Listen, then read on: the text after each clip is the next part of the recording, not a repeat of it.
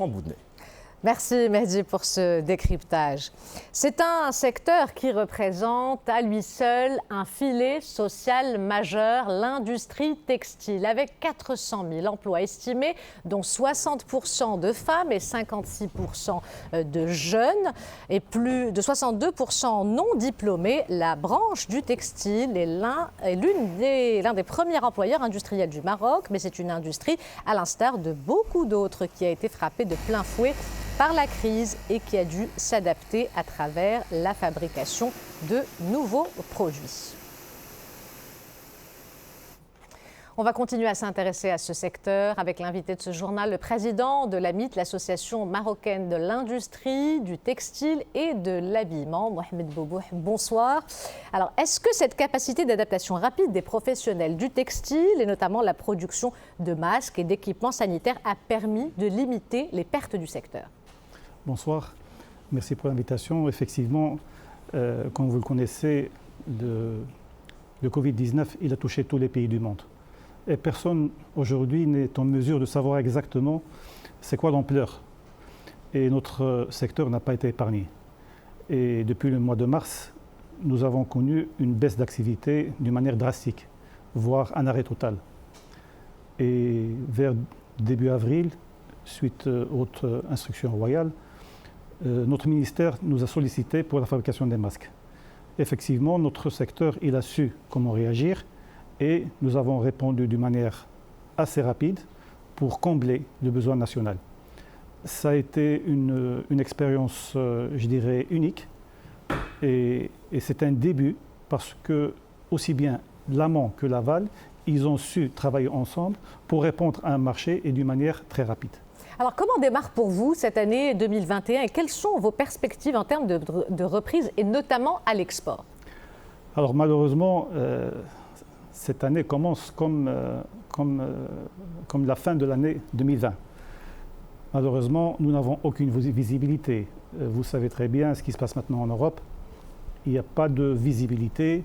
Il y a, avec la nouvelle variante, le retard de vaccination, le confinement pratiquement total, donc par exemple dans l'Angleterre, dans d'autres pays, le couvre-feu en France à 18h, la situation en Espagne qui n'est pas bonne du tout. Donc nous sommes confrontés à une situation, un scénario qui n'est pas très clair. Et ce scénario-là, il nous impose un manque de visibilité qui malheureusement va avoir des conséquences assez graves. Et c'est pour cela qu'on espère que les pouvoirs publics vont être sensibles à cette situation-là et pourront aider notre secteur dans la mesure du possible. Alors, une dernière question. Est-ce qu'aujourd'hui, la révision à la hausse des taxes sur le textile turc est suffisante pour rendre le produit marocain plus compétitif et plus attractif sur son marché local ? L'AMIT, comme d'autres fédérations, Maroc Industrie et d'autres, nous avons milité depuis longtemps pour que cette différence, ou bien je dirais pour cette concurrence déloyale, ne soit pas aussi forte. Malheureusement, le textile, le marché local, il connaît, je dirais d'une manière assez pointue, cette concurrence déloyale. Et depuis déjà des mois, notre ministre, il a eu une décision assez courageuse et légitime parce qu'il a remarqué qu'il y a beaucoup de pertes d'emplois. Alors là, il a décidé de réviser cet accord de libre-échange. Alors, cet accord de libre-échange, la révision, il a permis un peu au marché local d'avoir une bouffée d'oxygène. Mais malheureusement, les marques turques et la Turquie, ils ont dévalué leur monnaie et on se retrouve au point de départ. Donc maintenant, nous sommes, si jamais on veut dire de cette manière-là, on se retrouve avec une frustration parce que l'accord de libre-échange a été révisé, mais malheureusement, il y a eu la dévaluation de la monnaie turque. Mohamed Boubouh, merci d'avoir pris le temps de répondre à nos questions. Merci à vous.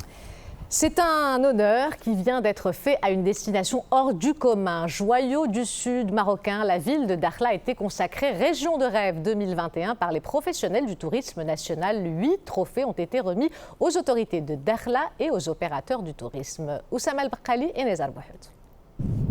Par son eau azurée, sa lagune unique ou encore sa dune blanche, Dakhla est sans équivoque l'une des plus belles destinations du royaume. Spot mondial de la glisse, la Perle du Sud est également un véritable havre pour les amateurs des plages sauvages, de sources d'eau chaude, de crustacés ou encore de faune. Ces plages étant régulièrement visitées par dauphins et tortues de mer. Désignée région de rêve 2021 lors d'une cérémonie organisée par la Confédération nationale du tourisme en collaboration avec l'Office national marocain du tourisme, Dakhla est en passe de devenir l'une des destinations balnéaires phares à l'international. Avec l'ouverture d'une ligne aérienne La Lyon à Paris et l'établissement d'une multitude de consulats, Dakhla confirme sa condition d'hub culturel, paradis écologique, proche des plus grandes villes d'Europe comme d'Afrique. À présent, c'est aussi une perle, mais cette fois-ci du centre du Maroc. Mais l'impact du coronavirus sur le tourisme est considérable, et ce, partout à travers les villes du royaume. À Meknès, les nuitées touristiques ont chuté de 69% à fin novembre 2020 en comparaison avec la même période de l'année précédente. À présent, ce message de condoléances adressé par Sa Majesté le roi Mohammed VI à la famille de feu Ilah Belghazi. Le souverain y exprime aux membres de la famille du défunt et à travers eux et à l'ensemble de ses proches, ses amis et ses admirateurs, ses sincères sentiments de compassion suite à la disparition d'un fervent patriote connu pour ses initiatives pionnières en matière de création des musées privés, en particulier le musée Dar Belghazi. Et nous ouvrons la page culturelle de ce journal avec une artiste tout sourire. Qamar Saadawi, connue également sous le nom de Hamaqa, fait ses premiers pas au cinéma avec un rôle très spécial dans un long métrage de Lotfi Aïtjaoui. Elle jouera aussi dans un feuilleton et co-écrit actuellement une mini-série, un véritable tournant dans sa carrière. Qamar Saadawi, on la connaît surtout pour son humour, sa folie douce, ses caméras cachées et son sens de la répartie et de l'autodérision. Aussi à l'aise en français qu'en arabe, en anglais ou qu'en espagnol, elle surprend, amuse et énerve aussi parfois. Je ne suis pas responsable des inondations à Casa. Je ne suis pas le seul abatard de la ville. On est plusieurs. Et pour nous parler de tous ces nouveaux projets, Qamar Saadawi est l'invité salon de ce journal. Qamar, bonsoir. Bonsoir Ihsan. Alors pour commencer, comment se présente Qamar Saadawi à ceux qui ne la connaissent pas? Alors à ceux qui ne me connaissent pas, je dirais que j'ai été Miss Monde 2 fois. Non mais plus sérieusement, je suis une jeune femme de 32 ans et j'ai fait des études en économie et en marketing. J'ai commencé par faire des vidéos sur Internet qui ont fait que j'ai fait mes premiers pas à la télé tunisienne à Tunis, à Nesma TV plus précisément. Et depuis la révolution du jasmin, je suis rentrée et j'ai enchaîné pas mal de projets, en l'occurrence des pubs, des séries, de la télé. Et j'ai fait le Marrakech du Rire que j'ai gagné notamment, et plus récemment, je suis actrice. Et justement, c'est ce dont on parlait à l'instant. Alors justement, délaisser les salles de spectacle pour des premiers pas au cinéma, est-ce que c'est quelque chose qui s'est imposé à cause du contexte sanitaire ou c'est un objectif qui était déjà tracé? Ça ne s'est pas imposé du tout, c'est un projet qui me trotte dans l'esprit depuis plusieurs années déjà. Depuis tout petit, je regarde des films de grands cinéastes espagnols comme Almodovar, italiens comme Ettore Scola ou Luc Besson ou plusieurs autres, j'en cite. Alors parlez-nous justement de ce rôle que vous jouez dans ce dernier film. Alors le rôle, les gens ne vont pas être trop surpris parce que c'est une fille complètement déjantée qui change la donne de tout le film, qui fout un peu la zizanie dans le film. J'ai le don de spoiler un peu les séries, donc je préfère m'en arrêter là. Alors, est-ce que ce qu'on voit à l'écran et sur les réseaux sociaux, où vous êtes très présente, c'est vous au quotidien? C'est tout à fait moi. Là, je me retiens un peu parce que j'ai pas envie de mettre sens dessus-dessous. Mais c'est complètement moi. Je trouve que c'est très important et très courageux aussi d'être soi-même dans un monde qui nous demande d'être quelqu'un d'autre. Alors Qamar, on dit souvent que les gens avec de l'humour sont très sensibles à ce qui se passe autour d'eux. Est-ce que votre répartie, vous la devez un petit peu à votre vécu? Peut-on parler d'un humour d'observation? Alors je ne sais pas si ma répartie est due à mon sens d'observation de ce qui est autour de moi ou au fait que j'ai été longtemps lynchée et bisutée à l'école, ce qui a dû forger un peu ma personnalité, mais je pense que c'est un peu des deux.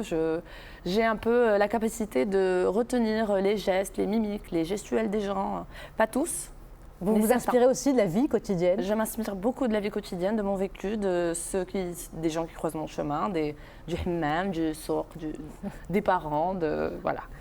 Alors, dernière question, qu'est-ce que Qamar Saadawi n'a pas encore concrétisé? De quoi vous rêvez? Présenter les infos. Alors, vous y avez assisté aujourd'hui. Oui, oui, vous trouvez que c'est un exercice oui, facile? encore invité une seconde fois et je pense que c'est bon. Merci beaucoup, Qamar Saadawi, d'avoir répondu à notre invitation. Merci à vous. L'Égypte dévoile de véritables trésors, je vous le disais en titre de mi-édition, découvert ce dimanche dans la nécropole de Saqqara. Parmi ces découvertes, une cinquantaine de sarcophages du nouvel empire pharaonique. Samia Harissi. Ce sarcophage, retrouvé près de la pyramide d'un pharaon de la 6e dynastie, est vieille de plus de 3000 ans.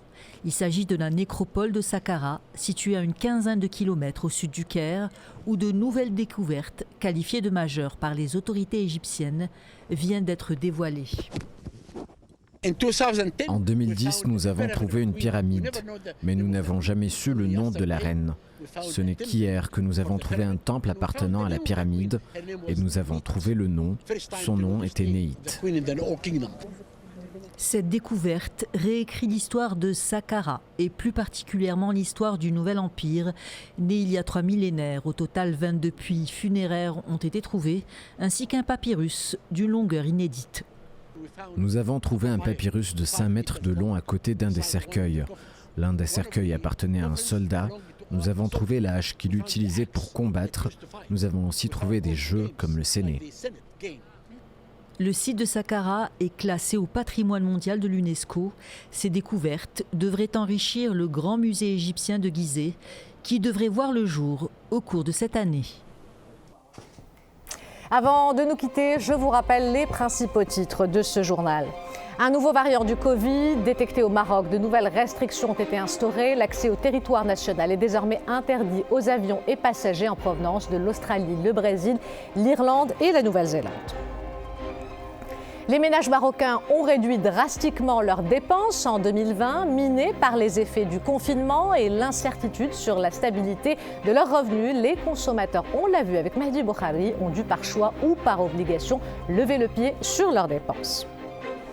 L'industrie textile, considérée comme un véritable filet social, a été frappée de plein fouet par la crise du Covid et a dû s'adapter à travers la fabrication de nouveaux produits. Nous avons fait le point sur ce secteur qui emploie 400 000 personnes avec Mohamed Boubouh, président de l'AMIT.